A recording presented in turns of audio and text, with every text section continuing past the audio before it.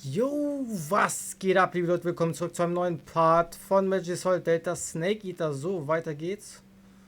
So, wo müssen wir hin? Was ist das da unten? Ich habe dich gesehen. Das will ich jetzt haben. Wartet mal kurz. Wie? Wir müssen geradeaus irgendwie.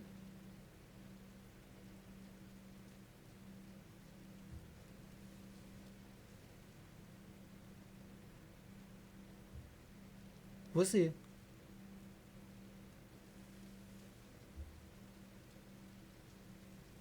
Ach, da hinten ist sie erst.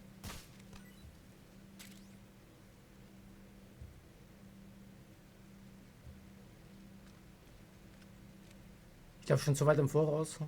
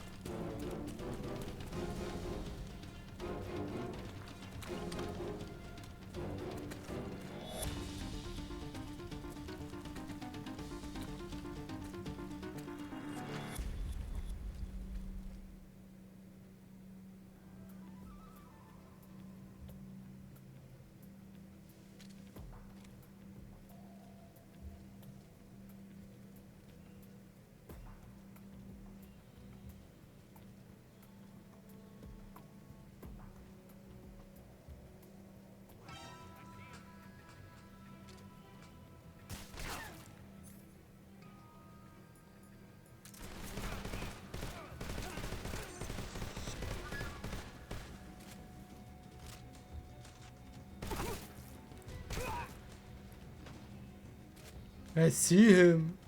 No, you don't.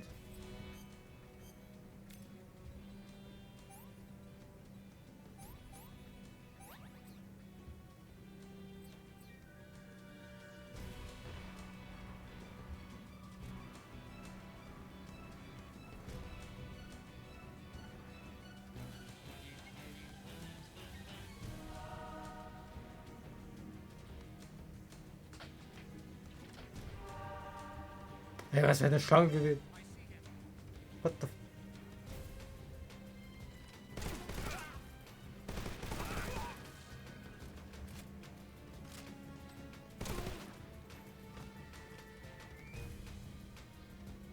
Von wo kommen die Jungs gerade eigentlich alle her? Kann ich das mal wissen? Nehmen wir erstmal die Waffe.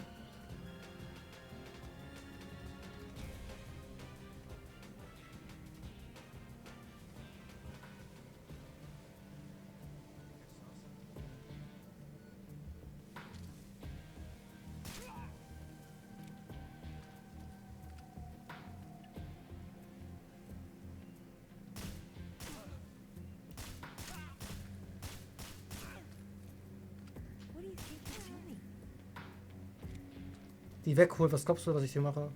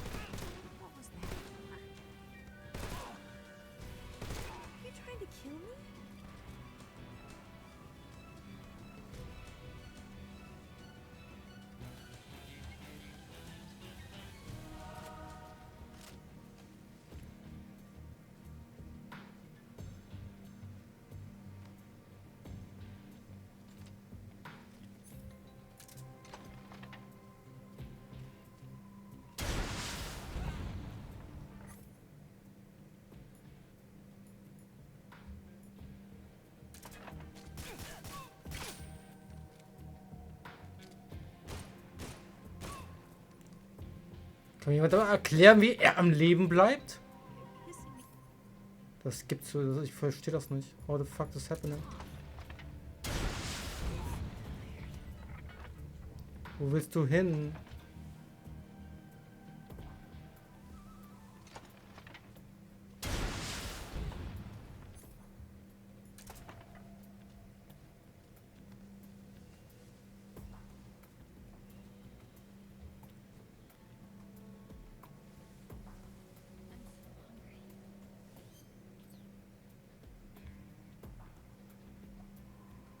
Wo bist du denn? Da hinten, warte mal.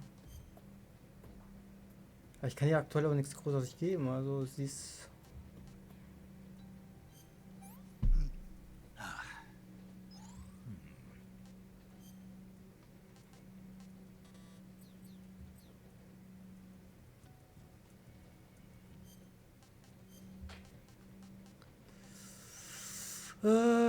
irgendwas. Gib mir das. Can I have seconds?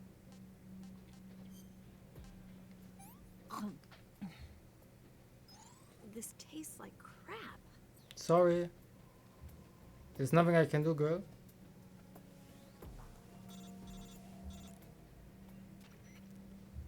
Snake, the lake is just over that cliff. Eva should be able to climb it if you help her. Keep her close to you.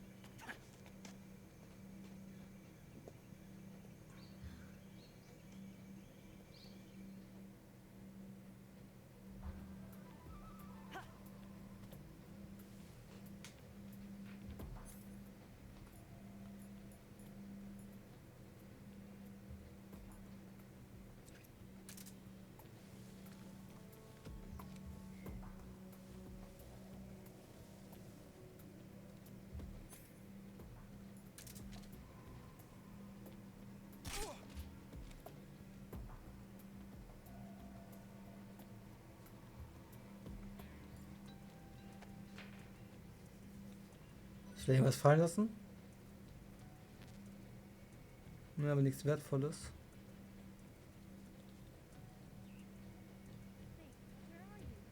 Ach scheiße, ich bin zu weit vor. Wo ist sie denn jetzt eigentlich, die Frage? Ich habe gerade keinen Plan.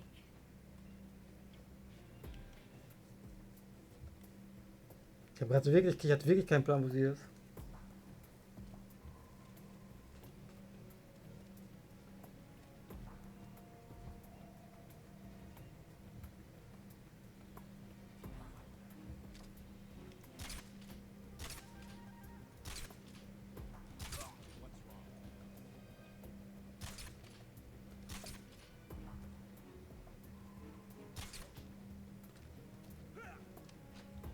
Ich sehe das, wie das quasi null Effekt hat.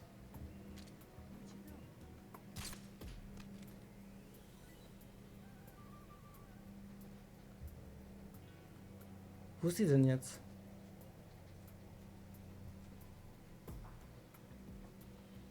Where'd you go? Ja, sorry, ich muss mich hier um ein paar Dinge kümmern.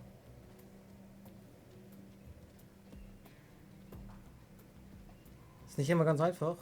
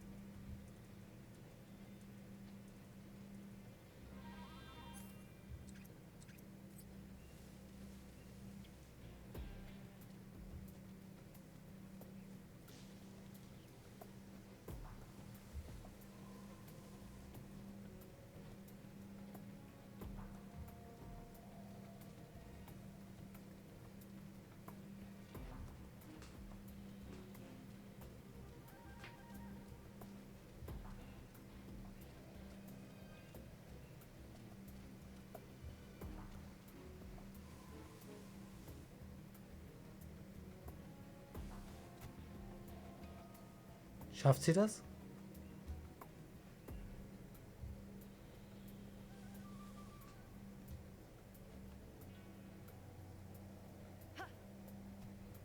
Gott sei Dank. Ich habe gedacht, den Sprung hat sie nicht geschafft.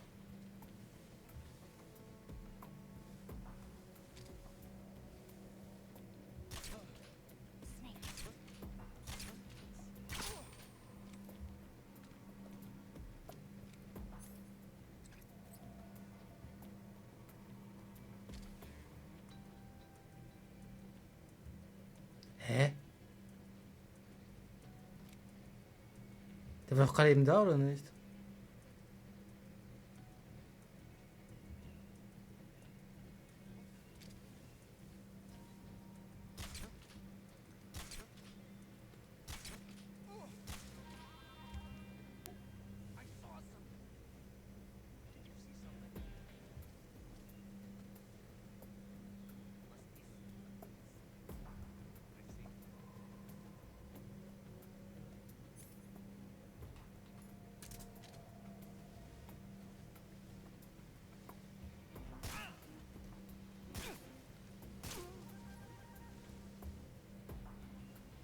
I'm so hungry.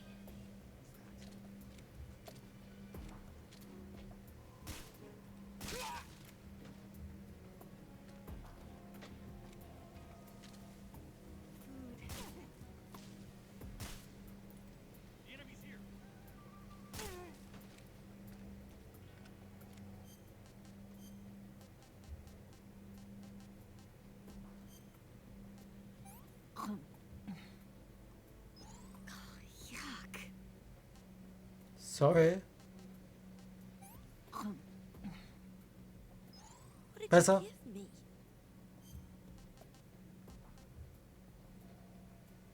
Oh, I'm gonna puke. Besser als gar nichts gehört.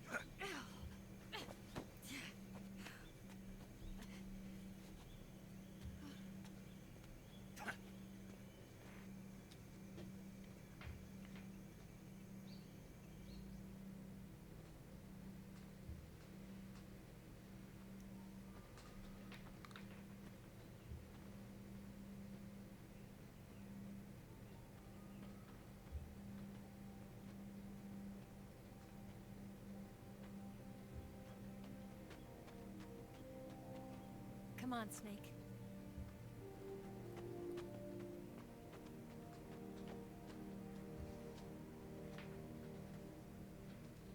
We made it.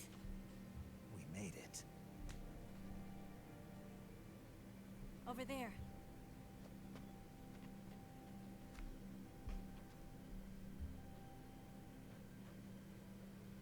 It's the boss, isn't it? I'll go get the wig ready to take off. Right. I'll leave you two alone. But come back in one piece, okay?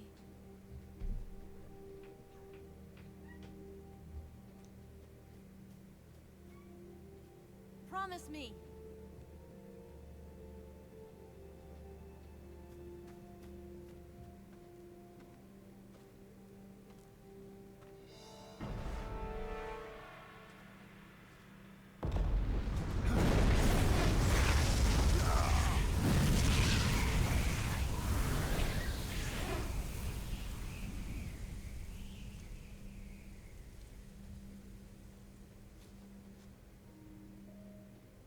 Life's end. Isn't it beautiful? It's almost tragic. When life ends, it gives off a final lingering aroma. Light is but a farewell gift from the darkness to those on their way to die. I've been waiting, Snake, for a long time. Waiting for your birth, your growth, and the finality of today. Boss. Why are you doing this? Why? To make the world one again. The world used to be whole. But with the end of the Second World War, the philosophers began to fight amongst themselves, and the world was torn apart. The Cobras, my comrades who trained and fought alongside me, were torn apart as well. The foibles of politics and the march of time can turn friends into enemies just as easily as the wind changes. Ridiculous, isn't it? Yesterday's ally becomes today's opposition, and this Cold War. Think back. When I was leading the Cobras, America and Russia were fighting together. Now, consider whether America and Russia will still be enemies in the 21st century. Somehow I doubt it. Enemies change along with the times, the flow of the ages, and we soldiers are forced to play along. I didn't raise you and shape you into the man you are today, just so we could face each other in battle. A soldier's skills aren't meant to be used to hurt friends. So then what is an enemy? Is there such a thing as an absolute timeless enemy? There is no such thing, and never has been. And the reason is that our enemies are human beings like us. They can only be our enemies in relative terms. The world must be made whole again. The philosophers must be reunited. I will devote my skills to that purpose. And with the Colonel's money, I will achieve that end. Just as I once created the Cobras. They are my family. I may no longer be able to bear children, but I still have a family. It was November 1st, 1951. I was in the Nevada desert participating in atomic testing. The name Nevada is derived from Spanish, covered in snow, white as snow. And snow is exactly what I saw in that Nevada desert. It froze my blood white. Snake, you were an atomic test subject, weren't you? On Bikini Atoll. That's part of the reason I was drawn to you. You and I are alike. We're both slowly being eaten away by the karma of others. We'll never have the chance to die peacefully of old age. We have no tomorrow. But we can still have hope for the future. In 1960, I saw a vision of the ideal future from space. 3 years earlier, the Soviet Union had succeeded in launching Sputnik, the first man-made satellite in history, into orbit. This came as a huge shock to the United States.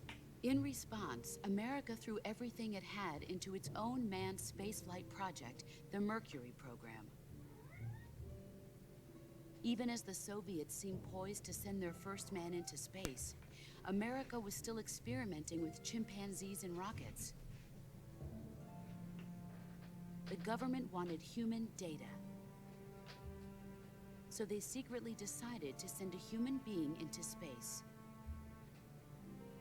I was the one they chose. At the time, they didn't have the technology to block out cosmic rays, and whoever they sent up would inevitably be exposed to heavy radiation. That's why they chose me. After all, I'd already been irradiated once. Of course, you won't find any of this in the history books. I could see the planet as it appeared from space. That's when it finally hit me. Space exploration is nothing but another game in the power struggle between the US and the USSR. Politics, economics, the arms race, they're all just arenas for meaningless competition. I'm sure you can see that, but the Earth itself has no boundaries. No East, no West, no Cold War. And the irony of it is, the United States and the Soviet Union are spending billions on their space programs and the missile race, only to arrive at the same conclusion. In the 21st century, everyone will be able to see that we are all just inhabitants of a little celestial body called Earth. A world without communism or capitalism, that is the world I wanted to see.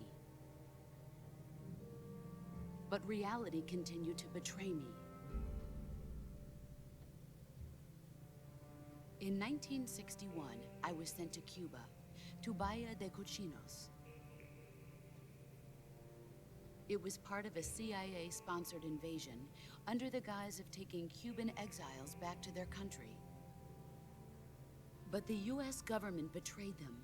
Our weak-kneed president held back their air support. Defenseless, the exiles were annihilated by the Cuban army. All I could do was watch in silence. I was set up by the very country I'd sacrificed so much for, by the very government I dedicated my life to defending. I was driven from the surface world, and I went underground. Then, 2 years ago, I faced the sorrow, my old comrade in battle. He was my friend. But one of us had to die.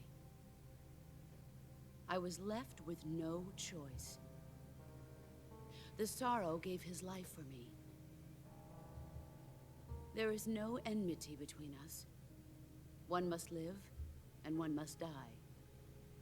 That was the mission. The ones who gave me that mission were the philosophers.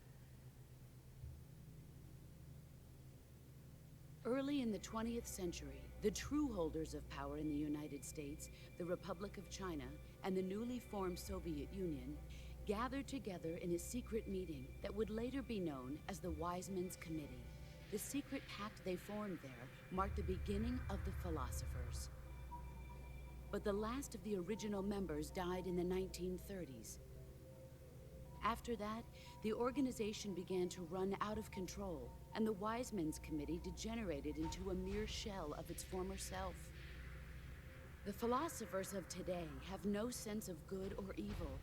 Their influence extends to countries and organizations involved in every aspect of every war. They have become war itself. That's how they operate. The sacrifices of war cause a shift in the times. This shift leads to renewed conflict, and in turn triggers the next war. Like a nuclear chain reaction, each conflict sparks countless others, forming an endless spiral that will continue on for eternity. Do you understand what I'm saying, Snake? By consuming me and you, the philosophers intend to keep that cycle going forever. It was my father who explained all of this to me. He was one of them.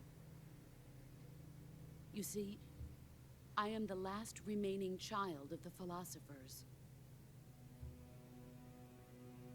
But after he revealed the truth, my father was killed by that same shapeless, formless organization.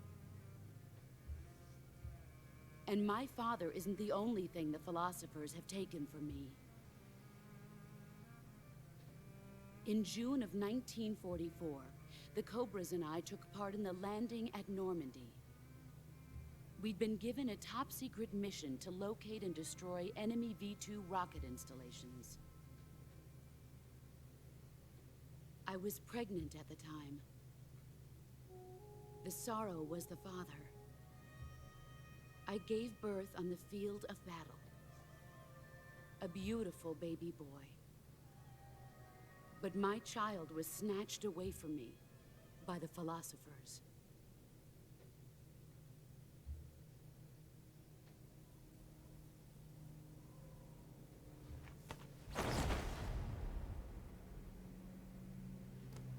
The Look at this scar.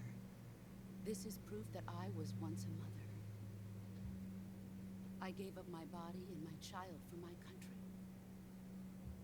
There is nothing left inside me now. Nothing at all. No hatred, not even regret.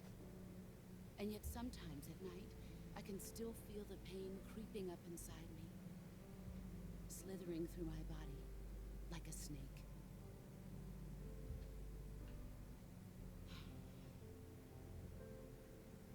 I've never talked this much about myself before. Thanks. Thanks for listening to me.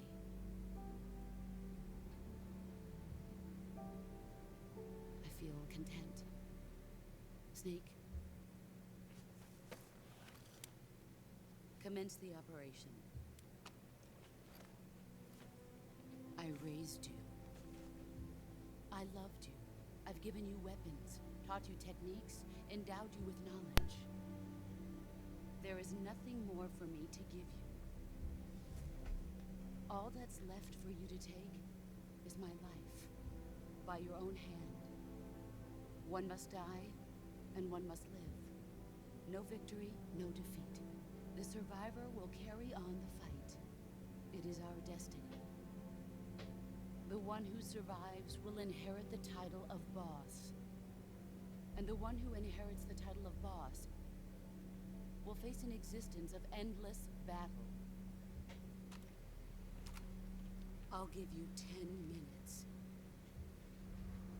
In 10 minutes, MiGs will come and bomb the hell out of this place. If you can beat me in less than 10 minutes, you'll be able to escape in time. Let's make this the greatest 10 minutes of our lives, Jack. Boss. You're a soldier. Finish your mission. Prove your loyalty. Face me. I come. Jetzt mal ohne Scheiß, ne? Warum geht jede Cutscene über eine Dreiviertelstunde? Ey, ich hätte gerade noch was einkaufen können bei Netto. Ich hätte wieder zurückkommen können. Ich hätte, glaube ich, nichts verpasst. Oh mein Gott, Leute, das ist... Nein, das geht nicht. Du kannst keine Cutscene wieder was in 3-4 Stunden machen. So, liebe Leute, ich mache trotzdem hier einen Folgenbreak. Wir sehen uns wieder zum nächsten Part. Bis dahin, haut rein und tschüss.